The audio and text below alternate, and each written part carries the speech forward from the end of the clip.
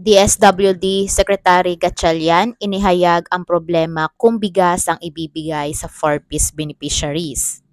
Aminado si Department of Social Welfare and Development or DSWD Secretary Rex Gatchalian na magiging logistically hard ang pamamahagi ng bigas kesa sa pera para sa mga benepisyado ng Pantawid Pamilyang Pilipino Program or 4-piece. Sa Palace press briefing nitong Martes, sinabi ni Gatchalian na patuloy na pinag-aaralan ng DSWD at Department of Agriculture or DA ang mungkahi na bigas na lang ang ibigay sa 4-piece beneficiary sa halip na pera.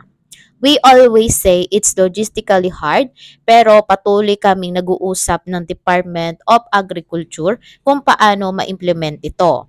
Kaya logistically hard kasi kung iisipin ninyo kalat-kalat yung ating mga benepisyado, 4.4 million spread across different areas in the country, sometimes in the most of geographically isolated and disadvantageous areas, mga bundok, mga isla, paliwanag ni Rex Gatchalian.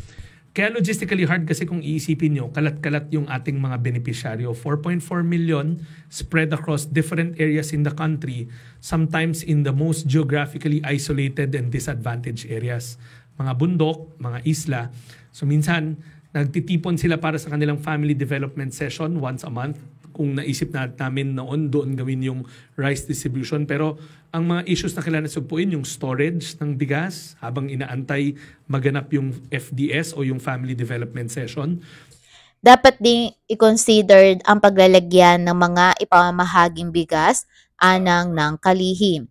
Ayon kay Gatchalian, sinabi ng National Economic and Development Authority or NEDA, Secretary Arsenio Balisacan nakasama sa dumalo sa sectorial meeting na dapat magkaroon ng cost analysis o pag-aaral sa gastusin sa mungkahing palitan ng bigas ang perang ibinibigay sa mga benepisyado ng 4-piece. Sabi nga ni Secretary Balisacan, we have to do a cost analysis. Baka naman yung binibigay natin na tulong madiminis dahil nga doon sa hirap naman na kunin, sabi ng kalihim. Una rito, sinabi ni DA Undersecretary Roger Navarro na may mungkahi na bigas na lang ang ibigay sa 4-piece beneficiaries na sa halip ay pera. Bagay naman na kinokonsidera naman umano ng Pangulong Ferdinand Bongbong Marcos Jr. Makatutulong daw kung bigas na lang ang ipamudmod sa mga mahihirap para mabawasan ang rice inflation o pagmahal ng bigas. Actually, it was suggested in Palace press briefing that we have the 4-piece, for example, for DSWD. We told the President that if we can convert the 4-piece instead of money, it should be on rice form supplied by the National Food Authority. So we'll take them out in the price pressure of the market in terms of buying high-price rice.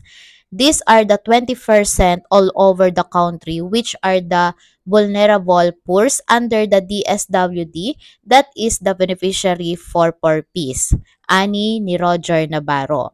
Gayunpaman, sinabi ni Gatchalian na batid umano ng Pangulo na posibleng magkaroon ng problema sa pamamahagi ng bigas. I told the President will be continue studying the proposal, but the President also said na baka logistically mahihirapan. So we are not saying no, study are ongoing. Pero take into the account of the logistic na kailangan para hindi mahirapan ang ating mga kababayan ayon kay Gatchalian.